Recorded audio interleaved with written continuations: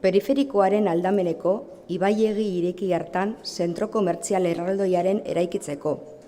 Badakizu, gaur egun, baratzea duen txabola eskaz batean egoten naiz. Gagarin atzeleen multzoaren auzoan, sosa behar dut hori zu. Dirua ematen nion amultzuki, nigana heltzeko, oinez egien bidea mentalki errepasatuz. Gagarin egoitza zaila, Stalingrad etorbide aldean zegoen, Stalin plazaren inguruan. Hortik, Daniel Casanova karrikara jauzi egiten zuen, metroaren hartzeko. Madalen Erreka ibiltzaile ona zen, biltzaile hobean aski.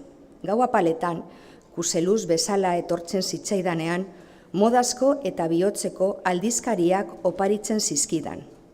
Ez dut nik horien beharrik, har itzazu, atxiki zuretzat gozoak dira irakurtzeko.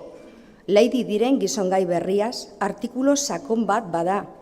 Ene adinean mozten ninduen, ez du printze urdinez azola handirik. Leiatilaren azpitik ongi plegatzen zituen hilabetekarik koloretsuak luzatzen zizkidan.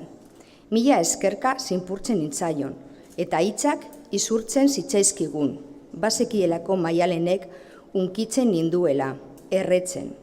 Behin ordea, biziazari ginela, durduzatuz eta galdea euskaldunki bihurdikatuz eskatu nion. Eskondua zara, Madalen, zuk dena jakin nahi duzu. Uste dut ezetz, izan baldin manaiz, aspaldi zen, eta enaiz gogoratzen noiz izan zitekeen.